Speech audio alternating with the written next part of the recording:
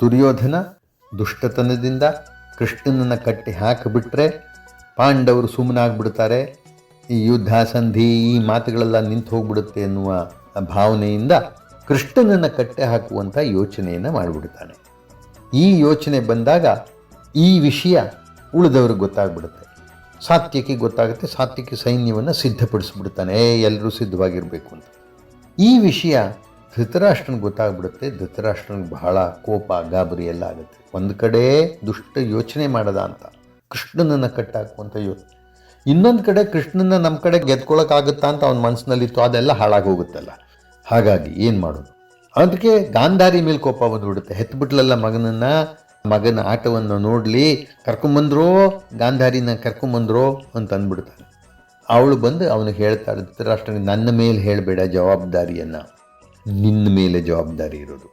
ಧೃತರಾಷ್ಟ್ರ, ಇದು ನೀನೇ ಹಚ್ಚಿದ ಬೆಂಕಿಯವನು, ಹುಟ್ಟಿದಂದೇ ಬಿಸುಡದಾದೆವು ಬಾಳಗೇಡಿಯನು. ಇಡೀ ಬಾಳನ್ನು ಕೇಡು ಮಾಡುವಂಥ, ಸರ್ವನಾಶ ಮಾಡುವಂಥ ಈ ದುಷ್ಟನನ್ನು ಹುಟ್ಟಿದ ದಿವಸ ನಾವು ಬಿಸಾಕಲಿಲ್ಲ, ಅದು ನಮ್ಮ ತಪ್ಪು, ಅದು ನಿನ್ನ ತಪ್ಪು, ನಿನ್ನಿಂದ ಆಗಿದ್ದು. ಏನಾಗುತ್ತೆ, ಗಾಂಧಾರಿ ಗರ್ಭಧರಿಸಿರ್ತಾಳೆ. ಆದರೆ ಏನೋ ಕಾರಣಕ್ಕೆ ಅದು ವರ್ಷಗಟ್ಟಲೆ ಆದರೂ ಅವಳಿಗೆ ಹೆರಿಗೆ ಆಗೋದೇ ಇಲ್ಲ.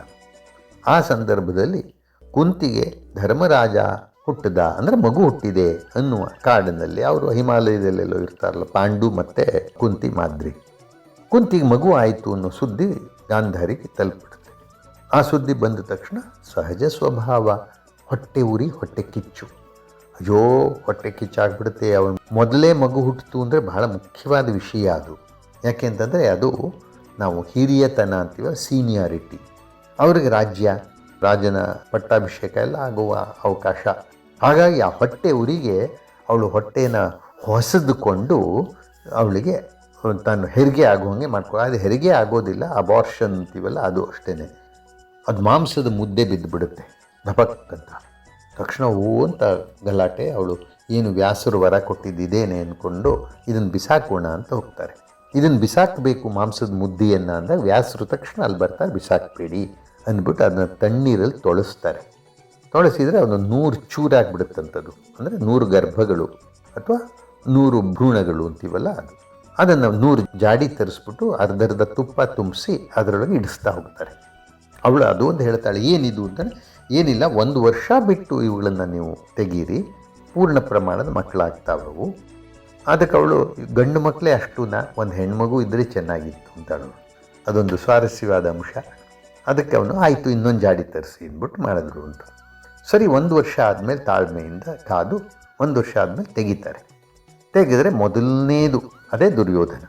ಅದು ಮಾಮೂಲ್ದಂಗೆ ಮಕ್ಕಳಂಗೆ ಅಳೋದೇ ಇಲ್ಲ, ಅದು ಕತ್ತೆ ಕಿರ್ಚಿದಂಗೆ ಕಿರ್ಚ್ಕೊಂಡ್ಬಿಡುತ್ತೆ. ಧೃತರಾಷ್ಟ್ರನಿಗೆ ಗೊತ್ತಾಗೋದಿಲ್ಲ, ಕಣ್ಣಿಲ್ವಲ್ಲ ಪಾಪ, ಏನು ಇದು ಶಬ್ದ, ಈ ಥರ ಶಬ್ದ ಬರ್ತಿದ್ದು, ಏನಿದು ಅಂದರೆ, ಇಲ್ಲಪ್ಪ ನಿಮ್ಮ ಮಗುನೇ ಇದು ಅಂತ. ಅಲ್ಲಿ ಅಶರೀರಮಣೆ ಆಗುತ್ತೆ.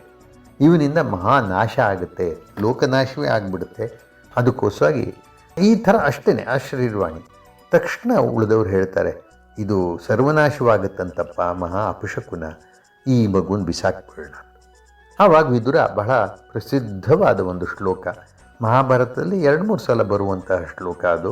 ಅವನು ಹೇಳ್ತಾನೆ, ತ್ಯಜೇದೇಕಂ ಕುಲಸ್ಯಾರ್ಥೆ ಗ್ರಾಮಸ್ಯಾರ್ಥೆ ಕುಲಂ ತ್ಯಜೇತ್, ಗ್ರಾಮಂ ಜನಪದಸ್ಯಾರ್ಥೆ ಆತ್ಮಾರ್ಥೆ ಪೃಥ್ವೀಂ ತ್ಯಜೇತ್.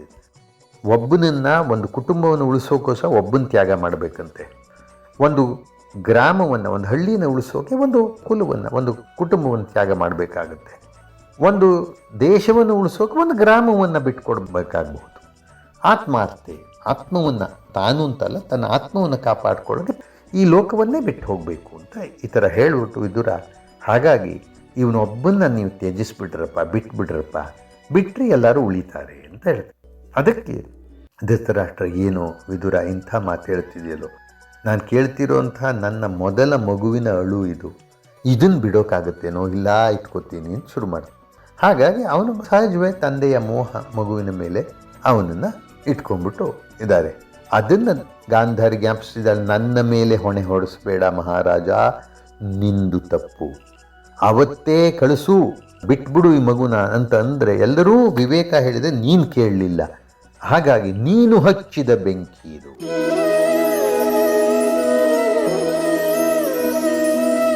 ಅವತ್ತು ಸಣ್ಣದು ಕಿಡಿ ಇವತ್ತು ಭಾರಿ ಬೆಂಕಿಯಾಗಿ ಇಡೀ ಅರಮನೆಯನ್ನು, ಇಡೀ ವಂಶವನ್ನು ನಾಶ ಮಾಡ್ತಾ ಇದೆ, ಸುಡ್ತಾ ಇದೆ ಅಂತ ನನ್ನ ಮೇಲೆ ತಪ್ಪು ಹಾಕ್ಬೇಡ ಅಂತ ಹೇಳ್ತಾಳವಳು.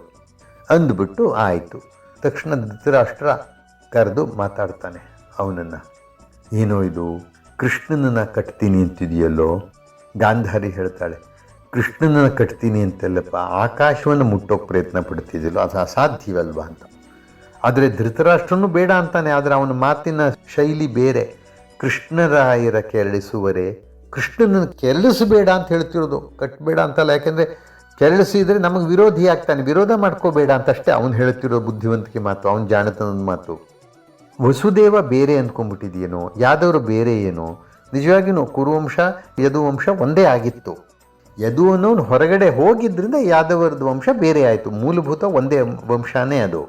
ಅದನ್ನು ನಾವು ಅವರು ಬೇರೆ ಏನೋ ಅಂದರೆ ಅವನ ಪ್ರಕಾರ ಏನೋ, ಅವ್ರನ್ನ ಕಳ್ಕೋಬೇಡ, ಕೃಷ್ಣನನ್ನು ಕಳ್ಕೋಬೇಡ, ಉಳಿಸ್ಕೋ ಅಂತ. ದುಷ್ಟರ ಸಂಘ ಬೇಡ. ಈ ದುಷ್ಟರ ಸಂಘ ಮಾಡಿದರೆ ನರಕ ತಪ್ಪೋದಿಲ್ಲಪ್ಪ, ನರಕ ಬಂದೇ ಬರುತ್ತೆ, ಅದಕ್ಕೋಸ್ಕರಾಗಿ ಮಾಡಬೇಡ, ಬಿಟ್ಬಿಡು ಇದನ್ನು ಅಂತ. ವಿದುರ ಅದಕ್ಕೆ ಹೇಳ್ತಾನೆ ಧೃತರಾಷ್ಟ್ರಗೆ, ನೀನು ಮಾತಾಡ್ತಿದೀಯ ಸರಿಯಪ್ಪ, ಇದೆಲ್ಲ ಸರಿ, ಅವನು ಏನಾದರೂ ಮಾಡ್ಕೊಳ್ಳಿ, ನಾಯಿ ಬೊಗಳಿದರೆ ಚಂದ್ರ ಹೆದರ್ತಾನೇನೋ. ಒಂದು ನೊಣ ಹೋಗ್ಬಿಟ್ರೆ ಸಮುದ್ರ ಕಲ್ಕಿಬಿಡುತ್ತೆ, ಸಮುದ್ರದ ನೀರು. ನೊಣ ಮುತ್ತಿಬಿಟ್ರೆ ಪರ್ವತಗಳು ಅಲ್ಗಾಡ್ತವೆ. ಒಂದು ನೊರಜು ಹೊಕ್ಕಡೆ ಕಲ್ಕೋದೆ ಸಾಗರದ ಜಲ ಅಂದ್ಕೊಂಡು ಕೃಷ್ಣ ನಿನ್ನ ಮಕ್ಕಳ ಈ ದುರ್ಯೋಧನ ದುಷ್ಟತನ ಕೃಷ್ಣ ಹೆದರ್ತಾನೇನೋ, ಅವನ ಎಂಥ ಶಕ್ತಿ ಇದೆ ಅಂದ್ಬಿಟ್ಟು ವಿದುರ ಕೃಷ್ಣನ ಸ್ತುತಿಯನ್ನು ಶುರು ಮಾಡಿಬಿಡ್ತಾನೆ. ಅವನು ಕೃಷ್ಣ ಸ್ತುತಿ, 4 ಪದ್ಯಗಳು. ಬ್ರಹ್ಮನೇ ಇವನ ಹೊಟ್ಟೆಯಿಂದ ಹೊರಕ್ಕೆ ಬಂದ ಅನ್ನೋದು ಇದನ್ನೆಲ್ಲ ಅವನು. ಅಂತಹ ಕೃಷ್ಣ ಅಂದರೆ ಏನು, ವಿಷ್ಣು ಹೇಗೆ, ಅವನಿಗೆ ಅಚ್ಯುತ, ಅವನಿಗೆ ಅನಂತ, ಅನಾದಿ, ಈ ಥರದ್ದೆಲ್ಲ ಸ್ತುತಿ ಮಾಡ್ತಾ ಹೋದರೆ ಕೃಷ್ಣನಿಗೆ ಸಂಭ್ರಮ ಆಗಿಬಿಡ್ತು ಅಂತ. ಕೃಷ್ಣನಿಗೆ ಒಂದು ರೀತಿಯ ಆನಂದದ ಸ್ತುತಿಯಿಂದ ತಕ್ಷಣ ಮೈ ಮುರಿದು ಎದ್ದು ಬಿಟ್ಟ ಅಂತ ಬರುತ್ತೆ. ಮೈ ಮುರಿದು ಎದ್ದರೆ ಮಿಂಚಿನ ರಾಶಿ ಹೊಸದುಕೊಂಡು ಬಂದಂತೆ ಅವನ ದೇಹದಿಂದ 100 ಸೂರ್ಯರು ಹೊರಗೆ ಬಂದ್ಬಿಟ್ರಂತೆ. 100 ಸೂರ್ಯರು. ಆ ಮಹಾ ತೇಜಸ್ಸು, ಒಬ್ಬ ಸೂರ್ಯನೇ ನಾವು ನೋಡೋಕ್ಕಾಗಲ್ಲ, ಕಣ್ಣು ಕುಕ್ಕುತ್ತೆ. 100 ಸೂರ್ಯರು ಬಂದರೆ ಇನ್ನೇನಾಗೋದು ಬೇಡ. ಆ ತೇಜಸ್ಸು, ಮಹಾ ತೇಜಸ್ಸು ಆಸ್ಥಾನವೆಲ್ಲ ತುಂಬಿಡ್ತು. ಅವನ ಕಾಲು ಬೆರಳುಗಳಿಗೆ ದೇವತೆಗಳು ಬರ್ತಾ ಇವೆ. ಎದೆಯಲ್ಲಿ ರುದ್ರ ಕಾಣಿಸ್ತಿದ್ದಾನೆ, ಮುಖದಲ್ಲಿ ಅಗ್ನಿ, ವಾಯು, ಬೆರಳುಗಳಲ್ಲಿ ಇಂದ್ರ ಇತ್ಯಾದಿ. ಸುರರು, ಖೇಚರರು, ನಾಗರು, ವಿದ್ಯಾಧರರು, ಆದಿತ್ಯರು, ಅಶ್ವಿನಿ ದೇವತೆಗಳು, ಪಾಂಡವರು, ಯಾದವರು, ಅಷ್ಟೇ ಅಲ್ಲ, ಸೂರ್ಯನ ತಗಡೋ ಅನ್ನೋ ಹಾಗೆ ಬೇಕಾದಷ್ಟು ಆಯುಧಗಳು ಎಲ್ಲ ಹೊರಗೆ ಬರ್ತಾ ಇವೆ. ಇಡೀ ಸಮಸ್ತ ವಿಶ್ವವೇ ಅವನಲ್ಲಿ ಕಾಣಿಸ್ತಾ ಇದೆ. ಅದನ್ನು ಕವಿ ಬಹಳ ಚೆನ್ನಾಗಿ ಹೇಳ್ತಾನೆ. ಆ ಸಂಭ್ರಮದಲ್ಲಿ, ಆ ಸಂತೋಷದಲ್ಲಿ ಅವನು ಮೈ ಮುರಿದು ಎದ್ದು ನಿಂತುಕೊಂಡು ಅವನು ತೋರಿದನು ವಿಶ್ವರೂಪವನು. ಅವನು ತನ್ನ ವಿಶ್ವರೂಪವನ್ನೇ ಆವಾಗ ತೋರಿಸ್ಬಿಟ್ಟ ಅವನು. ಹಾಗೆ ವಿಶ್ವರೂಪ ಹರಿ ತೋರಿದನು ನಿರುಪಮ ವಿಶ್ವರೂಪವನಾ ಮಹಾಸಭೆಗೆ, ತನ್ನ ಮಹಾವಿಶ್ವರೂಪವನ್ನು ಇಡೀ ಸಭೆಗೆ ತೋರಿಸ್ಬಿಟ್ಟ. ಎಲ್ಲರೂ ನೋಡ್ತಾ ಇದ್ದಾರೆ, ಎಲ್ಲರಿಗೂ ಮೈ ಜುಮ್ ಅಂದ್ಬಿಟ್ಟಿದೆ ಈ ಭವ್ಯ ದೃಶ್ಯವನ್ನು ನೋಡಿ. ಆದರೆ ದುರ್ಯೋಧನ ಒಬ್ಬನಿಗೆ ಈ ಭವ್ಯ ದೃಶ್ಯ, ಈ ವಿಶ್ವರೂಪ ಕಾಣಿಸ್ಲಿಲ್ಲ. ಅಪ್ಸರೆಯರು ಅವನ ಕೂದಲುಗಳಿಂದ ಹೊರಗೆ ಬರ್ತಾ ಇದ್ದಾರೆ. ಆಕಾಶದಿಂದ ಸುರರು ಹೂ ಮಳೆಗರೆದು ಬಿಟ್ರಂತೆ ಈ ದೃಶ್ಯವನ್ನು ನೋಡಿ. ವಿದುರ, ಭೀಷ್ಮ, ದ್ರೋಣ, ಇನ್ನೂ ಎಲ್ಲರೂ ಬಹಳ ಚೆನ್ನಾಗಿ ಹೇಳ್ತಾನೆ ಕವಿ. ಇವರೆಲ್ಲ ಭಕ್ತಿ ಇರೋರು ಸರಿ, ಅದರಲ್ಲಿ ಅನುಮಾನ, ಅವನ ಬಗ್ಗೆ ಸಂದೇಹ ಇರೋರು ಬೇಕಾಷ್ಟು ಜನ ಇದ್ದರು. ಇವನು ದೇವರೋ ಅವತಾರವೋ ಅಲ್ಲೋ ಅಂತ ಎಲ್ಲರೂ ತಮ್ಮ ಅನುಮಾನವನ್ನೆಲ್ಲ ಬಿಟ್ಟು ಮರೆತು ಕಾಲಿಗೆ ಎರೆದು ಬಿಟ್ರಂತೆ. ಎಲ್ಲರೂ ಬೀಳ್ತಾ ಹೋಗ್ಬಿಟ್ರು. ಆ ಮುನಿ ಸಮೂಹ ಬೇರೆ ಇದೆ. ಅವರು ಭಯ ಭಕ್ತಿ ತುಂಬಿಬಿಟ್ಟು ಅಂತರಂಗದಲ್ಲಿ ಹೊಳೆದು ಅವರು ಕಾಲಿಗೆ ಬಿದ್ದರು. ಅವನ ಅಂತರಂಗದಲ್ಲಿ ಹೊಳಿತಾ ಇದ್ದಾನೆ, ಎಲ್ಲರಿಗೂ ಅವರ ಮನಸ್ಸಿನಲ್ಲೇ ಕಾಣಿಸ್ತಾ ಇದ್ದಾನೆ, ಹೊರಗಿನ ಕಣ್ಣುಗಳಿಗೆ ಜ್ವಲಿಸ್ತಾ ಇದ್ದಾನೆ. ಅಂದರೆ ಅವರವರ ಅಂತರಂಗದಲ್ಲಿ ಕೃಷ್ಣ ಹೊಳಿತಾ ಇದ್ದಾನೆ, ಕಾಣಿಸ್ತಾ ಇದ್ದಾನೆ, ಅಂತರಂಗದಲ್ಲೂ ಕಾಣಿಸ್ತಿದ್ದಾನೆ, ಹೊರಗಡೆನೂ ಅವನು ಮಹಾ ಬೆಳಕಿನ ಹಾಗೆ ಪ್ರಜ್ವಲಿಸ್ತಾ ಇದ್ದಾನೆ. ಹಾಗಾಗಿ ಏನು ಅನ್ನಿಸ್ತು ಅಂತಂದರೆ, ತಮ್ಮೊಳಗಿರೋದು ಕೃಷ್ಣ, ಹೊರಗಡೆ ಇರೋದು ಕೃಷ್ಣ, ಎಲ್ಲನೂ ಕೃಷ್ಣ, ಜೀವಿಗಳಿಗೆ ಬೇರೆ ಇಲ್ಲ. ಅಂದರೆ ಅದ್ವೈತ ಇದ್ದಂಗೆ ಕಾಣಿಸ್ತಾ ಇದ್ದಾನೆ. ಒಳಗಡೆನೂ ಕೃಷ್ಣ, ಆ ಹೊರಗಡೆನೂ ಕೃಷ್ಣ, ತಾವು ಕೃಷ್ಣ, ಅವನು ಕೃಷ್ಣ, ಹೀಗೆ ಸಮಸ್ತವೂ ಕೃಷ್ಣಮಯ ಅನ್ನೋ ಹಾಗೆ ಕಂಡುಬಿಟ್ಟ ಅಂತ. ಇದು ವಿಶ್ವರೂಪ. ಅಲ್ಲಿ ನೋಡಿದ್ರೆ ಹಗ್ಗ ಇಟ್ಕೊಂಡು ಓಡಾಡ್ತಿದ್ದಾರೆ ಈ ದುರ್ಯೋಧನ ಆಳುಗಳು. ಅವರುಗಳಿಗೆ ಕೃಷ್ಣನ ಎಲ್ಲಿ ಕಟ್ಟಬೇಕು ಅಂತ ಗೊತ್ತಾಗ್ತಾ ಇಲ್ಲ. ತಮ್ಮ ಮನಸ್ಸಿನಲ್ಲಿ, ತಮ್ಮ ಹೃದಯದಲ್ಲಿ, ತಮ್ಮ ದೇಹದೊಳಗೆ ಕೃಷ್ಣ ಕಾಣ್ತಿದ್ದಾನೆ, ಅವನನ್ನು ಕಟ್ಟಬೇಕೋ ಅಥವಾ ಹೊರಗಡೆ ಕಾಣ್ತಿರೋ ಕೃಷ್ಣನ ಕಟ್ಟಬೇಕು? ಹೊರಗಡೆ ಕಾಣ್ತಿರೋ ಕೃಷ್ಣ ಅಂದರೆ ಹತ್ರನೇ ಹೋಗೋಕ್ಕಾಗಲ್ಲ, ಅಂತ ಕಣ್ಣು ಕುಕ್ಕೋ ಬೆಳಕೋದು. ಕರ್ಣಾದಿಗಳು ನೋಡ್ತಾ ಇದ್ದಾರೆ, ಅವ್ರಿಗೂ ಬೆರಗಾಗೋಯ್ತು. ಏನು ಕಾಣಿಸ್ತು ಅಂದರೆ ಜಡ ಚೇತನ, ಜೀವ ಇರುವ ವಸ್ತು, ನಿರ್ಜೀವ ವಸ್ತು, ಎಲ್ಲದರಲ್ಲೂ ಅದ್ವೈತನಾಗಿದ್ದಾನವನು, ಎಲ್ಲದರಲ್ಲೂ ಅದ್ವೈತನಾಗಿ. ಅಂದರೆ ಎರಡಿಲ್ಲ, ಇರೋದೆಲ್ಲ ಒಂದೇ ಅನ್ನೋ ಹಾಗೆ ಕಾಣಿಸ್ತಿದ್ದಾನೆ, ಹಾಗೆ ಪರಿಪೂರ್ಣನಾಗಿ ಕಾಣಿಸ್ತಿದ್ದಾನೆ. ಅಷ್ಟೇ ಅಲ್ಲ, ಸಭೆಯಲ್ಲಿ ಅಣುಮಾತ್ರ, ಅವನು ಸಭೆಯಲ್ಲಿ ಅಣುಮಾತ್ರನಾಗೂ ಕಾಣಿಸ್ತಾನೆ, ಮನಸ್ಸಿಗೆ ಗ್ರಾಹ್ಯನಲ್ಲ. ಅಂದರೆ ಮನಸ್ಸಿಗೆ ಇವನು ಯಾರು ಅಂತಲೇ ಅರ್ಥ ಮಾಡ್ಕೊಳ್ಳೋಕ್ಕಾಗಲ್ಲ. ಯಥೋ ವಾಚೋ ನಿವರ್ತಂತೆ ಅಪ್ರಾಪ್ಯ ಮನಸಾ ಸಹ ಅಂತ ಒಂದು ವೇದದ ಮಾತಿದೆ. ಎಲ್ಲಿ ಮನಸ್ಸಿನಿಂದ ಅದನ್ನು ಅರ್ಥ ಮಾಡ್ಕೊಳ್ಳೋಕ್ಕಾಗದೆ ಮಾತುಗಳು ಹಿಂದಕ್ಕೆ ಹೋಗ್ಬಿಡ್ತವೆ. ಅಂದರೆ ಅವರ್ಣನೀಯವಾದದ್ದು, ಅದು ನಿರ್ವಚನೀಯ, ಅದು ಆ ಮಾತಿನಲ್ಲಿ ಹೇಳೋಕೆ ಆಗೋಲ್ಲ. ಅಂತಹ ಕೃಷ್ಣನನ್ನು ಯಾರು ಕಟ್ತಾರೆ? ಮನಸ್ಸಿನಿಂದಾನೇ ಕಟ್ಟೋಕ್ಕಾಗೋಲ್ಲ. ಅವನನ್ನು ಹಗ್ಗದಿಂದ ಕಟ್ಟೋಕ್ಕಾಗತ್ತೆಯೇ? ಮನಸ್ಸಿನಿಂದ ಅರ್ಥ ಮಾಡ್ಕೊಳ್ಳೋಕೆ ಆಗೋದಿಲ್ಲ ಅವನನ್ನು, ಮನಸ್ಸಿನಿಂದ ಗ್ರಾಹ್ಯನಲ್ಲ. ಹಾಗಾದರೆ ಅವನು ಹಗ್ಗದಿಂದ ಗ್ರಾಹ್ಯನೇ. ಗ್ರಾಹ್ಯ ಅಂದರೆ ಹಿಡಿಯೋದು, ಕಟ್ಟೋದು ಅಂತ. ಮನಸ್ಸಿಂದ ಯಾವುದನ್ನು ಹಿಡಿಯೋಕ್ಕಾಗಲ್ವೋ ಅದನ್ನು ಹಗ್ಗದಿಂದ ಹಿಡಿಯೋಕ್ಕಾಗತ್ತೆ ಅಂತ. ಹೀಗೆ ಆಗೋಣ ದುರ್ಯೋಧನ ಒಬ್ಬನಿಗಿಲ್ಲ. ಅವನು ಕರ್ಣಾದಿಗಳಿಗೆ ಯೋಚನೆ ಶುರು ಆಗ್ಬಿಡ್ತು, ಏನಪ್ಪ ಇಂಥವನ್ನ ಹ್ಯಾಕೆ ಕಟ್ಟೋದು ಅಂತ. ಗಾಂಧಾರಿ ನಿರ್ಮಲ ಕರುಣಾಸಾಗರ, ನಿನ್ನನ್ನು ನೋಡಿದರೆ ನಮ್ಮ ಪಾಪರಾಶಿನೇ ಕಳೆದು ಹೋಯ್ತಲ್ಲಪ್ಪ ಅಂದುಬಿಟ್ಟು ನಮಸ್ಕಾರ ಮಾಡಿದ್ಲಂತೆ, ಮೈಯಿಕ್ಕಿದಳು. ಅದು ನೋಡಿ ತಾಯಿಯ ಭಾವನೆ ಹೆಂಗಿರುತ್ತೆ ಅಂತ ಅವಳು ಜೊತೆ ಹೇಳ್ತಿಲ್ಲ, ಸಮತೆಯಲ್ಲಿ ನೀ ನೋಡು. ಅವಳು ಹೇಳಿದ್ಲಂತೆ, ಎಲ್ಲರನ್ನೂ ಸಮವಾಗಿ ಕಾಣಪ್ಪ ನೀನು. ಸಮವಾಗಿ ಕಾಣಪ್ಪ ಅಂತಂದರೆ ಬಹುಶಃ ಮನಸ್ಸಿನಲ್ಲಿ ಇರಬಹುದು ದುರ್ಯೋಧನ ಒಬ್ಬನಿಗೆ ಕಾಣಿಸಿಲ್ಲ ಅಂತ, ಅವನಿಗೂ ತೋರಿಸ್ಬಿಡಪ್ಪ ಅಂತ ಇರಬಹುದು. ಲಕ್ಷ್ಮೀ ರಮಣ ಕೃಪೆ ಮಾಡು, ಸಮಾನತೆಯನ್ನು ನೋಡಪ್ಪ, ಭಕ್ತರಲ್ಲಿ ಪ್ರೀತಿ ತೋರಿಸಪ್ಪ ಅಂತ ಮೈ ಇಕ್ಕಿದ್ಲಂತೆ. ಅಷ್ಟೇ ಅಲ್ಲ, ದುರ್ಯೋಧನ ರಾಣಿ ಭಾನುಮತಿ ಅವಳಿಗೂ ಕಾಣಿಸ್ತದು. ಅವಳು ಸಹ ಭಕ್ತರ ಮಾನಾಪಮಾನಗಳು ನಿನ್ನವಪ್ಪ, ಶರಣಾದ ನಮ್ಮನ್ನು ಕಾಪಾಡು ಅಂತ ಅವನ ಕಾಲಿಗೆ ಬಿದ್ಲು. ಇಷ್ಟೆಲ್ಲ ಮಾಡ್ತಾ ಇದ್ದರೆ ಧೃತರಾಷ್ಟ್ರನಿಗೆ ಶಬ್ದ ಕೇಳಿಸ್ತಿದೆ, ಏನೋ ಸದ್ದು ಅಂತ ಕೇಳಿಸ್ತಿದೆ. ಏನಾಯಿತು ಅಂತ ಕೇಳ್ತಿದ್ದ. ಅವನಿಗೆ ಕಣ್ಣು ಕಾಣಲ್ವಲ್ಲ, ಏನಾಯಿತು ಅಂತ ಕೇಳಿದರೆ ಆವ ಕೃಷ್ಣ ಅವನಿಗೆ ದಿವ್ಯ ದೃಷ್ಟಿಯನ್ನು ಕೊಟ್ಟನಂತೆ ಕಾಣಿಸೋಕೆ ಶುರು ಆಗ್ಬಿಡುದು. ಆ ಮಂಗಳಮಯ ಮೂರ್ತಿ, ಆ ಮಂಗಳ ಮೂರ್ತಿನ ತೃಪ್ತಿ ಆಗೋ ತನಕ ನೋಡ್ಬಿಟ್ಟಂತೆ ಧೃತರಾಷ್ಟ್ರ. ಆಮೇಲೆ ಹೇಳಿದಂತೆ, ಕೃಷ್ಣ ನನ್ನ ಕೊಟ್ಟಿರುವಂತಹ ದಿವ್ಯ ದೃಷ್ಟಿಯನ್ನು ನೀನು ದಯವಿಟ್ಟು ಉಪಸಂಹಾರ ಮಾಡು, ವಾಪಸ್ ತಗೊಂಡ್ಬಿಡು. ನಿನ್ನ ಈ ಮಹಾ ಸೌಂದರ್ಯವನ್ನು ಕಂಡ ಮೇಲೆ ಬೇರೆ ಯಾವುದು ಸಾಮಾನ್ಯವಾದನ್ನು ಕಾಣೋದಂಗೆ ನನಗೆ ಇಷ್ಟವಿಲ್ಲ, ಸಾಕು, ನನಗಿಷ್ಟು ಸಾಕು, ಜೀವನದಲ್ಲಿ ಇಷ್ಟು ಸಾಕು ಅಂತ ಪ್ರಾರ್ಥನೆ ಮಾಡಿಕೊಂಡ. ಧೃತರಾಷ್ಟ್ರನು ತನ್ನ ಸಾಮಾನ್ಯ ಸ್ವಭಾವವನ್ನು ಬಿಟ್ಟು ಭಕ್ತಿಯಿಂದ ಕೂಡಿ ಹೀಗೆ ಕೇಳ್ತಿದ್ದಾನೆ. ಅದಕ್ಕೆ ಹೇಳ್ತಾನೆ, ನಿಮ್ಮೀ ಅಂಗವಟ್ಟವ ಕಂಡು ಬಳಿಕೀ ಕಂಗಳಿತರವ ಕಾಣಲಾಗದು ಕೃಪೆಯ ಮಾಡೆಂದ. ನಿಮ್ಮ ಈ ಅದ್ಭುತ ಸೌಂದರ್ಯವನ್ನು ಕಂಡ ಮೇಲೆ ಈ ಕಣ್ಣುಗಳು ಸಾಮಾನ್ಯವಾದದ್ದು ಮತ್ತೆ ನೋಡೋದು ಬೇಡ, ವಾಪಸ್ ತಗೊಂಡ್ಬಿಡು ಅಂತಂದ.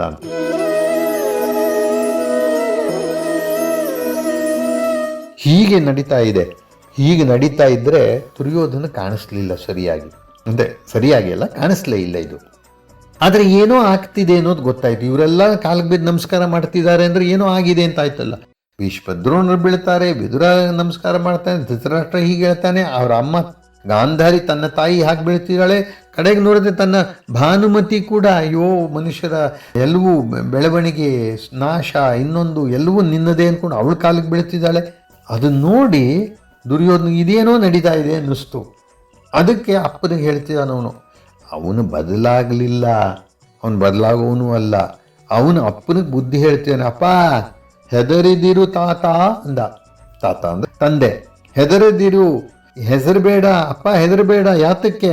ಈ ಮುಕುಂದನ ಕೈತವಕ್ಕೆ ಬೆಚ್ಚದಿರು. ಕೈತವ ಅಂತಂದರೆ ಮೋಸ. ಇದು ಸುಮ್ಮನೆ ಕಣ್ಕಟ್ಟಿದು ಇಂದ್ರಜಾಲ, ಇದಕ್ಕೆ ಹೆದರಬೇಡ, ಇದು ಬರೀ ಮೋಸ. ಈ ಮೋಸದ್ದನ್ನು ನೋಡ್ಬಿಟ್ಟು ಏನೋ ಆಗ್ಬಿಡ್ತು ಅಂತ ಅಂದ್ಕೋಬೇಡ ಅಂದ್ಬಿಟ್ಟು ದುರ್ಯೋಧನ ಒಂದು ಮಾತನ್ನು ಹೇಳ್ತಾರೆ. ಅಪ್ಪ, ಇವನು ಇಷ್ಟೆಲ್ಲ ಸಂಧಿ ಅಂತಿದಲ್ಲ, ಅವನನ್ನೇ ಅವನನ್ನೇ ಕೇಳಿ. ಸಂಧಿಯ ಮಾತು ತಾನಿದು ಹೃದಯವೇ ಬೆಸಗೊಳ್ಳಿ ಮುರಹರನ. ಈ ಮುರಹರ ಇದಾನಲ್ಲ, ಈ ಮಧುಸೂದನ ಇದಾನಲ್ಲ ಕೃಷ್ಣ, ಅವನನ್ನು ಕೇಳಿ ನೀವು ಮೊದಲು. ಅವನು ಕೇಳಿ. ಏನು ಅವನ ಮನಸ್ಸಿನಲ್ಲಿ, ಅವನ ಹೃದಯದಲ್ಲಿ ಸಂಧಿ ಅನ್ನೋದು ಬೇಕಿದೆಯೇ ಅವನಿಗೆ? ಅವನಿಗೆ ಬೇಕಿಲ್ಲ ಸಂಧಿ. ಬಾಯಲ್ಲಿ ಸಂಧಿ ಅಂತಿದ್ದಾನೆ, ಅವನಿಗೆ ಸಂಧಿ ಬೇಕಿಲ್ಲ. ಅವನು ಬೇಕಿದೆಯಾ ಕೇಳಿ, ಅವನ ಮಾತೇ ಕೇಳಿ. ಬೇಕಿದ್ದೆ ಅವನನ್ನೇ ಪ್ರಶ್ನಿಸಿ. ಯಾಕೆ ಅಂತಂದರೆ ಅವನು ಬೇರೆ ಕಡೆ ಇರೋನಲ್ಲ, ಈತನ ಅಂತರ್ಯಾಮಿ ಜೀವಭ್ರಾತದಲ್ಲಿ ಎಲ್ಲ ಜೀವಿಗಳಲ್ಲೂ ಅವನೇ ಇದ್ದಾನೆ. ಈಶ್ವರ ಸರ್ವಭೂತಾನಾಂ ಹೃದಯ ತಿಷ್ಠತಿ ಅಂತ ಕೃಷ್ಣನೇ ಹೇಳೋದು. ಈಶ್ವರ ಸರ್ವಭೂತಾನಾಂ ಹೃದಯ ತಿಷ್ಠತಿ. ಅವನು ಈಶ್ವರನು ಎಲ್ಲ ಜೀವಿಗಳಲ್ಲೂ ಹೃದಯದಲ್ಲೂ ಇದ್ದಾನೆ. ಹಾಗಾದರೆ ನನ್ನಲ್ಲೂ ಅವನೇ ಇದ್ದಾನೆ. ಹಾಗಾದರೆ ನನಗೆ ಯೋಚನೆ ಬರೋದು ಯಾವುದರಿಂದ? ಯುದ್ಧ ಅನ್ನೋದು ಅವನಿಂದಾನೇ ಬರ್ತಿರೋದು. ಅವನು ಎಂಥವನು ಅಂತಂದರೆ ಅವನ ಆಜ್ಞೆ ಇರೋ ಹಾಗೆ ಇಡೀ ಜಗತ್ತು ನಡೀತಾ ಇದೆ. ಹಾಗಾಗಿ ನನ್ನ ಹೃದಯದಲ್ಲಿ ನಿಂತು ನನ್ನನ್ನು ನಡೆಸ್ತಾ ಇದ್ದಾನವನು. ಹಾಗಾಗಿ ನಾನು ಯುದ್ಧ ಅಂದ್ರೂ ಅವನೇ ಮಾಡಿಸ್ತಿರೋದು, ನಾ ಇನ್ನೇನೇ ಅಂದ್ರೂ ಅವನೇ ಮಾಡಿಸ್ತಿರೋದು, ನಾನಲ್ಲ. ಅಷ್ಟೇ ಅಲ್ಲ, ಅವನು ಚೆನ್ನಾಗಿ ತಿಳ್ಕೊಂಡಿದ್ದಾನೆ. ಅವನು ಹೇಳ್ತಾನೆ, ವಿಶ್ವವನ್ನು ಸೃಷ್ಟಿ ಮಾಡಿದ್ದಾನೆ ಅವನು ನಿಜ, ಆದರೆ ಅದರಲ್ಲಿ ಸಂಗೀಯನಿಸನು, ಅದರಲ್ಲಿ ಆಸಕ್ತಿ ಇಲ್ಲ ಅವನಿಗೆ. ಆಸಕ್ತಿ ಇಲ್ಲ ಅಂದರೆ ಅಂಟ್ಕೊಂಡಿಲ್ಲ ಅಂತ. ಅವನಿಗೆ ಮೋಹ ಇಲ್ಲ. ಏನು ಮೋಹ ಇಲ್ಲ? ಸಾಮಾನ್ಯವಾಗಿ ನಮ್ಮ ಹೊಟ್ಟೆಯಲ್ಲಿ ಹುಟ್ಟಿದ ಮಕ್ಕಳ ಬಗ್ಗೆ ನಮ್ಮ ಮೋಹ ಇರುತ್ತೆ, ಸಹಜವಾದದ್ದು. ಒಂದು ಕಂಡ್ರೆ ಇಷ್ಟ ಆಗೋದು, ಇದಾಯಿತು, ಹೆತ್ತವ್ರಿಗೆ ಹೆಗಣ ಮುದ್ದು ಅಂತ. ಅಷ್ಟೇ ಅಲ್ಲ, ಅವ್ರು ಏನು ತಪ್ಪು ಮಾಡಲಿ, ಏನೇ ಮಾಡಲಿ ನಾವು ಅದನ್ನು ಕ್ಷಮಿಸ್ಬಿಟ್ಟು ಅಯ್ಯೋ ಪಾಪ ಅಂತಲೇ ಅಂತೀವಿ. ಇದು ನಮಗೆಲ್ಲರಿಗೂ ಗೊತ್ತಿರುವಂಥದ್ದು. ಅದು ನಾವು ನೋಡಿದ್ದೀವಿ. ಸುಧಾಮೂರ್ತಿಯವರು ಒಂದು ಘಟನೆಯನ್ನು ಹೇಳ್ತಾರೆ. ಯಾರೋ ವಯಸ್ಸಾದ ತಂದೆ ಬರ್ತಾರೆ, ಮಗ ನಮ್ಮನ್ನು ಆ ಕಡೆ ಕಳಿಸ್ಬಿಟ್ಟಿದ್ದಾನೆ ಅಂದ್ಕೊಂಡು ಎಲ್ಲ ಬರುತ್ತೆ. ಯಾರೋ ಹುಡುಗ ಬಂದು ಸೇರಿಸ್ತಾನೆ. ನಿಜವಾಗಿ ನೋಡಿ ಕಡೆಗೆ ನೋಡ್ರೆ ಅವನೇ ಅವ್ರ ಮಗ, ಅವನೇ ಸೇರಿಸೋಕೆ ಬಂದುಬಿಟ್ಟಿದ್ದಾನೆ. ಇದೆಲ್ಲ ಮೋಸ ಮಾಡಿರ್ತಾರೆ. ಅದು ತಮಾಷೆ ಅಂದರೆ ಅಷ್ಟೆಲ್ಲ ಮಗನ ಬಗ್ಗೆ ಕೋಪ ಇರುವಂತಹ ತಂದೆ ವಯಸ್ಸಾದ ಅವರು ಕಡೆಗೆ ಸಾಯ್ಬೇಕಾದ್ರೆ ಏನು ಬಿಟ್ಕೊಟ್ಟಿದ್ದಾರೆ ಅಂದರೆ ತನ್ನ ಹತ್ರ ಇದ್ದಿದ್ದು ಏನೇನು ಒಂದಿಷ್ಟು ದುಡ್ಡಿತ್ತೋ ಅಷ್ಟನ್ನು ಆ ಮಗನಿಗೆ ಬರೆದ್ಬಿಟ್ಟು ಹೋಗಿದ್ದಾರೆ. ಇದು ಮೋಹ. ಅದಕ್ಕೆ ಅವನು ಹೇಳ್ತಾನೆ, ಮನುಷ್ಯರಾದವ್ರಿಗೆಲ್ಲ ತಮ್ಮ ಹೊಟ್ಟೆಯಲ್ಲಿ ಹುಟ್ಟಿದವ್ರ ಬಗ್ಗೆ ಮೋಹ ಇರುತ್ತೆ, ಆದರೆ ಇವನು ಹಾಗಲ್ಲ. ಇವನು ವಿಶ್ವದ ಸೃಷ್ಟಿಕರ್ತ, ವಿಶ್ವವನ್ನು ಹುಟ್ಟಿಸಿದವನು ಇವನು. ಆದರೆ ಅದರಲ್ಲಿ ಅವನಿಗೆ ಮೋಹ ಇಲ್ಲ, ಅವನಿಗೆ ಸಂಘವಿಲ್ಲ, ನಿಸ್ಸಂಗಿಯವನು, ಅದರ ಬಗ್ಗೆ ಅವನಿಗೆ ಮೋಹ ಇಲ್ಲ. ಅವನ ಆಜ್ಞೆಯಲ್ಲೇ ಈ ಪ್ರಪಂಚ ಚಲಿಸುವಂಥದ್ದು. ಅವನ ಆಜ್ಞೆ ಇಲ್ಲದೆ ಯಾವನೂ ಆಗೋಲ್ಲ. ಅವನು ಎಲ್ಲಿದ್ದಾನೆ ಅಂದರೆ ನನ್ನ ಹೃದಯದಲ್ಲೇ ಇದ್ದಾನೆ. ಈ ಪರವಸ್ತು ಅನ್ನೋದೇನಿದೆ ಇದು ನನ್ನ ಹೃದಯದಲ್ಲಿದ್ದಾನೆ. ಎನ್ನ ಹೃದಯದೊಳಿರ್ದು ಮುರಿವನು ಗನ್ನದಲ್ಲಿ ಸಂಧಿಯನು. ಅವನು ಹೇಳ್ತಾನೆ, ನಿಜ ಏನು ಗೊತ್ತೇನಪ್ಪ, ಸಂಧಿ ತಾನು ಹೇಳ್ತಿದ್ದಾನೆ, ಆದರೆ ನನ್ನ ಮನಸ್ಸಿನಲ್ಲಿ ಹೃದಯದಲ್ಲಿ ಅವನೇ ಇದ್ದಾನೆ. ಇದ್ದುಬಿಟ್ಟು ಮೋಸದಲ್ಲಿ ಸಂಧಿನ ಮುರಿತಾ ಇದ್ದಾನೆ. ಅಂದರೆ ತಾನಲ್ಲಿಂದ ಸಂಧಿ ಅಂತಾನೆ, ನನಗೆ ಒಳಗಡೆಯಿಂದ ಸಂಧಿ ಬೇಡ ಅನ್ನಿಸ್ತಾನೆ. ನನ್ನ ಹತ್ರ ಯುದ್ಧ ಅನ್ನಿಸ್ತಾನೆ. ಹಾಗಾದರೆ ಸಂಧಿ ಅಂತ ಹೇಳೋವನು ಅವನೇ, ಸಂಧಿನ ಮುರಿಸೋವನು ಅವನೇ. ಹಾಗಾಗಿ ನಾನಲ್ಲ ಅದು ಹೇಳ್ತಿರೋದು, ಅವನೇ ಹೇಳ್ತಿರೋದು. ಶತ್ರುಗಳಾದಾಗಿದ್ದಂತಹ ಪಾಂಡವರಲ್ಲಿದ್ದು ಹೀಗೆ ಮಾತಾಡ್ತಾನೆ ಅಂದರೆ ಶತ್ರುಗಳಾದ ಪಾಂಡವರ ಕಡೆಯಿಂದ ಸಂಧಿ ಅಂತ ಮಾತಾಡಿಸ್ತಾನೆ. ಆದರೆ ನನ್ನ ಹೃದಯದಲ್ಲಿದ್ದು ಯುದ್ಧ ಅಂತ ಮಾತಾಡಿಸ್ತಾನೆ. ಅವನೇ ಸಂಧಿ ಅಂತ ಹೇಳಿಸೋನು ಅವನೇ, ಯುದ್ಧ ಅಂತ ಹೇಳಿಸೋನು ಅವನೇ. ಹಾಗಾಗಿ ನನ್ನ ಮಾತಲ್ಲ ಇದು, ಅವನ ಮಾತೆ. ಹಾಗಾಗಿ ಇವು ಸಂಧಿ ಮಾಡ್ಕೊಳ್ಳೋ ಅಂತ ಹೇಳೋ ಅಂತ ನೀವು ಮೊದಲು ಅವನನ್ನು ಕೇಳಿ. ಸಂಧಿ ಬೇಕಾ? ಪ್ರಾಮಾಣಿಕವಾಗಿ ನಿಜವಾಗಿ ಅವನಿಗೆ ಸಂಧಿ ಬೇಕಾ ಕೇಳ್ಕೊಳ್ಳಿ ಅದನ್ನು ಅಂದ್ಬಿಟ್ಟು ಅವನು ಹೇಳ್ತಾನೆ, ನೋಡುವಪ್ಪ, ಬೇರೆಯವ್ರ ಥರ ಕಾಣಿಸ್ತಾನವನು, ಅಂದರೆ ಅನ್ಯರ ಹಾಗೆ ಕಾಣಿಸ್ತಾನೆ, ಆದರೆ ಅಭಿನ್ನ, ಅವನು ಬೇರೆ ಅಲ್ಲ. ಅವನು ಒಂದೇ, ಅದ್ವೈತವೇ ಅದು, ಅವನು ಬೇರೆ ಅಂತಿಲ್ಲ. ಹಾಗಾಗಿ ಎಲ್ಲರಲ್ಲೂ ಇರೋ ಕೃಷ್ಣ ಒಬ್ಬನೇನೆ. ಅಷ್ಟೇ ಅಲ್ಲ ಅಪ್ಪ, ಇನ್ನೊಂದು ನೆನ್ಪಿಟ್ಕೊಳ್ಳಿ, ನಾವು ಏನು ನಾವು ಏನು ಅಂತಂದರೆ ನಾವು ಬೊಂಬೆಗಳು ಅಷ್ಟೇನೆ. ಹಳಚುವವು ಹಾಹೆಗಳು ಸೂತ್ರವನ್ನು ಅಲುಗಿದೊಡೆ. ಅವನು ಹೇಳ್ತಾನೆ, ಸೂತ್ರಧಾರಿ ಯಾರು? ಅವನು. ಬೊಂಬೆಗಳು ಯಾರು? ನಾವು. ಬೊಂಬೆಗಳು ಕುಸ್ತಿ ಮಾಡ್ತಾ ಇವೆ, ಯುದ್ಧ ಮಾಡ್ತಾ ಇವೆ. ಆದರೆ ಬೊಂಬೆಗಳೆಲ್ಲ ಯುದ್ಧ ಮಾಡ್ತಿರೋದು, ಕಾಣೋದು ಬೊಂಬೆಗಳು ಯುದ್ಧ ಮಾಡ್ತಿರೋದು. ಬೊಂಬೆಗಳು ಯುದ್ಧ ಮಾಡೋ ಹಾಗೆ ಸೂತ್ರವನ್ನು ಅಲ್ಲಾಡಿಸ್ತಿರೋನು ಅವನು, ಸೂತ್ರಧಾರಿ ಅವನು. ಹಾಗಾಗಿ ಬೊಂಬೆಗಳಾದಂತಹ ನಮಗೆ ಎಲ್ಲಿದೆ ಸ್ವಾತಂತ್ರ್ಯ? ಜೀವವ್ರಾತಕ್ಕೆ ಈ ಸ್ವಾತಂತ್ರ್ಯವಿಲ್ಲೆಂದ. ಸ್ವಾತಂತ್ರ್ಯ ಇರೋದು ಅವನೊಬ್ಬರಿಗೇನೆ. ಏನು ಮಾಡೋದು ಅವನದೇನೆ ನಿರ್ಧಾರ. ನಾವುಗಳು ಅವನು ಹೇಳ್ದಂಗೆ ಮಾಡ್ತೀವಿ ಅಷ್ಟೇನೆ. ಒಂದೇ ಸಲಕ್ಕೆ ದುರ್ಯೋಧನ ವಿಶ್ವರೂಪವನ್ನು ನೋಡದೇನೆ ತತ್ವಜ್ಞಾನಿ ಥರ ಮಾತಾಡ್ತಾ ಇದ್ದಾನೆ. ಹಾಗೆ ಅಪ್ಪ, ಕೊಲ್ಲೋವನು ಅವನೇ, ಕೊಲ್ಸೋವನು ಅವನೇ. ನೀನು ಬೇಡ ಅಂದರೂ ಅವನೇನು ಕೊಲಿಸದೇ ಇರೋದಿಲ್ಲ, ಅವನು ಕೊಲಿಸೋದೇ ಅವನ ಕೆಲಸ. ಅವನು ಬಂದಿರೋದೇ ಭೂಭಾರವನ್ನು ಕಡಿಮೆ ಮಾಡೋದಕ್ಕೆ. ಆ ಉದ್ದೇಶಕ್ಕೋಸ್ಕರ ಅವನು ಬಂದಿದ್ದಾನೆ. ಹಾಗಾಗಿ ನಾವು ಬೇಡ ಅಂದರೂ ಅವನು ಬಿಡೋದಿಲ್ಲ. ಅವನೇನು ಮಾಡ್ತಾನೆ ಅಂದರೆ, ನಮ್ಮಲ್ಲಿ ವೈರವನ್ನು ಬಿತ್ತಿ, ನಮ್ಮಲ್ಲಿ ವೈರವನ್ನು, ಶತ್ರುತ್ವವನ್ನು ಬಿತ್ತುತ್ತಾನೆ. ಬಿತ್ತಿಸ್ಬಿಟ್ಟು ನಮ್ಮಲ್ಲಿ ಹುಟ್ಟಿ ಹಾಕಿ ನಾವು ಒಬ್ಬರನ್ನೊಬ್ಬರು ಹೊಡೆದಾಡಿಕೊಂಡು ಸಾಯೋ ಹಾಗೆ ಮಾಡ್ತಾನೆ. ಹೀಗೆ ಕೊಲ್ಲಿಸ್ತಾನೆ. ನಮ್ಮಲ್ಲಿ ಶತ್ರುತ್ವವನ್ನು ಹುಟ್ಟಿ ಹಾಕಿಸಿ ಅವನೇ ನಮ್ಮನ್ನು ಸಾಯಿಸ್ತಾನೆ. ಹಾಗಾಗಿ ಕೊಲ್ಲೋವನು ಅವನೇ, ಕೊಲ್ಸೋವನು ಅವನೇ. ಇದು ಅಂದು ಆಮೇಲೆ ಈಗ ಹೇಳ್ತಾನೆ ಕೃಷ್ಣನಿಗೆ, ಕೃಷ್ಣ ಇಷ್ಟೆಲ್ಲ ಆಯ್ತಲ್ಲ, ನೀನೇ ಮಾಡ್ತಿರೋದು ಸರಿ ಅಂದ್ಬಿಟ್ಟು ಇನ್ನೊಂದು ಸೇರಿಸ್ತಾನೆ ದುರ್ಯೋಧನ.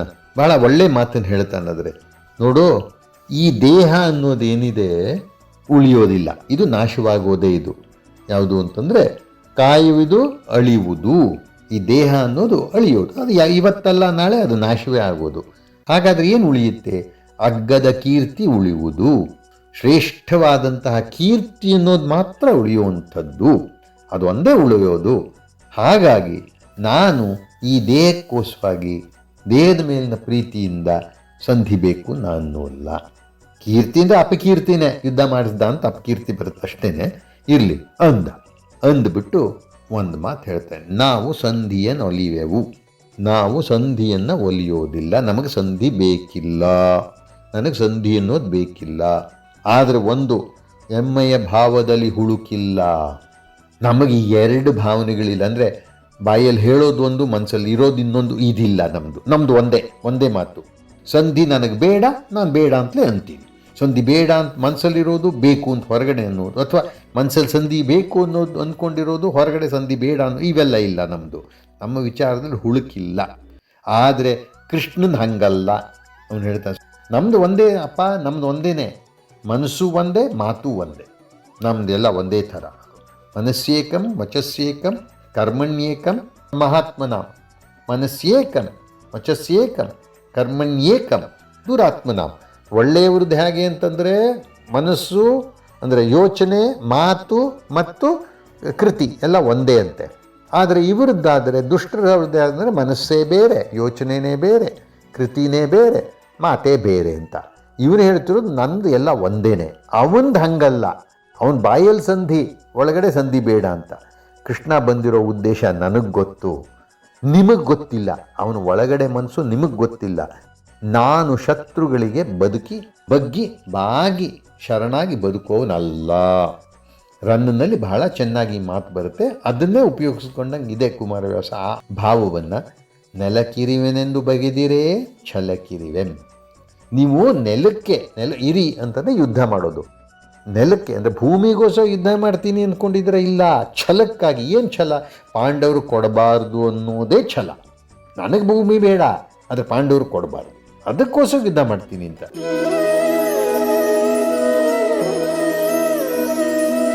ಇವನು ದುರ್ಯೋಧನ ಅದೇ ಮಾಡ್ತಾನೆ. ಇಲ್ಲಿ ಕುಮಾರವ್ಯಾಸನಲ್ಲೂ ಹೇಳ್ತಿದ್ದಾನೆ, ನಾನು ಶತ್ರುಗಳಿಗೆ ಬಗ್ಗಿ ಶರಣಾಗಿ ಬದುಕೋನಲ್ಲ. ಅಷ್ಟೇ ಅಲ್ಲ, ಈ ದೇಹಕ್ಕೋಸ್ಕರ ಹೆದರೋನಲ್ಲ.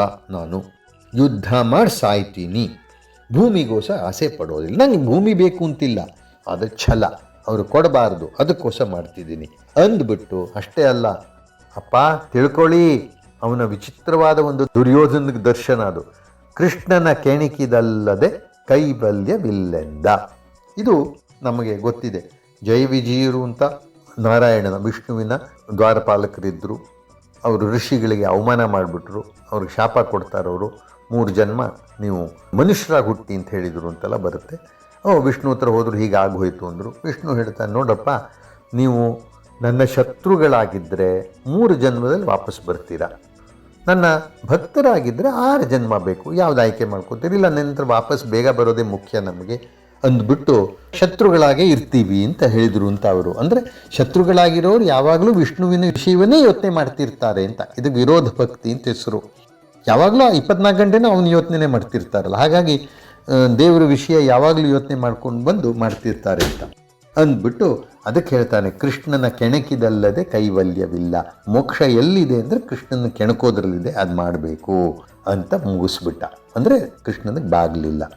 ಆವಾಗ ಕೃಷ್ಣ ನಸು ನಗುತ್ತ, ಅಂದರೆ ಗೊತ್ತಿತ್ತು ಅವನಿಗೆ ಹಿಂಗೆ ಹೇಳ್ತಾನೆ ಇವನು ಅಂತ, ಇವನಿಗೂ ಅದೇ ಬೇಕಿತ್ತು ಅಂತ ತೋರಿಸ್ತಿದ್ದಾನೆ. ಮೊದಲನೇ ರೂಪವನ್ನು ತಳೆದನಂತೆ. ಆದರೆ ವ್ಯಾಸರಲ್ಲಿ ಹಂಗಿಲ್ಲ, ಕೋಪದಿಂದ ಹೊರಗೆ ಬಂದ ಅಂತಿದೆ. ಕಟ್ಟಾಕೋಕ್ಕೆ ಪ್ರಯತ್ನ ಪಟ್ಟಿದ್ದಾನೆ, ದುಷ್ಟತನ ಮಾಡಿದ್ದಾನೆ. ಇವರುಗಳೆಲ್ಲ ಅದನ್ನು ವಿರೋಧಿಸ್ತಿಲ್ಲ ಅಂತ ಕೋಪದಿಂದ ಬಂದ ಅಂತ ಬಂದುಬಿಟ್ಟು ಧೃತರಾಷ್ಟ್ರ, ಭೀಮ, ಭೀಷ್ಮ ಮತ್ತು ವಿದುರ ಇವರಿಗೆಲ್ಲ ಹೇಳ್ತಾನೆ, ನೋಡ್ರಪ್ಪ, ಇರೋ ಕೌರವ ಪಾಂಡವರು ಅಣ್ಣ ತಮ್ಮಂದ್ರ ವಿಷಯ ನನಗೆ ಯಾಕೆ, ಇವ್ರ ವಿಷಯ ನಮಗೇನು ಬೇಡ ಅಂದ್ಬಿಟ್ಟು ವಾಪಸ್ಸು ವಿದುರನ ಮನೆಗೆ ಬಂದು ಕುಂತಿಗೆ ಹೇಳ್ತಾನೆ, ದುರ್ಯೋಧನಿಗೆ ನಿನ್ನ ಮಕ್ಕಳ ಮೇಲೆ ತುಂಬ ಕೋಪ ಅಮ್ಮ, ಸಂಧಿ ಮುರಿದು ಹೋಯಿತು, ಇನ್ನು ಯುದ್ಧವೇ ಗತಿ. ನಿನ್ನ ಮಗ ಕರ್ಣನನ್ನು ಹೋಗಿ ಒಂದು ಸ್ವಲ್ಪ ಕೇಳ್ಕೊ ನೀನು ಅಂತ ಹೇಳಿ ಹೋಗ್ತಾನೆ. ಹೋಗ್ಬಿಟ್ಟು ಹೋಗೋ ಮುಂಚೆ ಈ ವಿದುರಾದಿಗಳು ಇದರಲ್ಲಿ ಅವನ ಹಿಂದೆ ಬಂದಿರ್ತಾರೆ. ಆವಾಗ ಆದರೂ ಒಂದು ಆಸೆ ಅವನ ಕೃಷ್ಣನಿಗೆ, ಅದೊಂದು ಕವಿ ಅದನ್ನು ಹೇಳ್ತಾನೆ. ಉಪಾಯದಲ್ಲಿ ದುರ್ಯೋಧನಿಗೆ ಏಕಾಂತ ತಿಳಿ ಹೇಳಿ, ಎಲ್ಲರ ಎದುರಲ್ಲಾದರೆ ಅವನೂ ಒಪ್ಕೊಳ್ಳೋಕೆ ಇಷ್ಟಪಡಲ್ಲ, ಸಂಧಿಯನ್ನು ಬೋಧಿಸಿ ಕುರುವಂಶ ನಾಶ ಆಗಿಬಿಡುತ್ತೆ ಅಂತ ತಿಳಿಸಿ, ದಯವಿಟ್ಟು ನೀವುಗಳು ಈ ಕೆಲಸ ಮಾಡಿ ಅಂತ ಅವರು ಹೇಳ್ದ ಅಂತಿದೆ. ಅಂದರೆ ಒಂದು ಪ್ರಯತ್ನವನ್ನು ಮಾಡಿ ಅಂತ ಹೇಳಿ ಇಲ್ಲಿ ಕುಂತಿಗೆ ವಿಷಯವನ್ನು ಹೇಳ್ದ.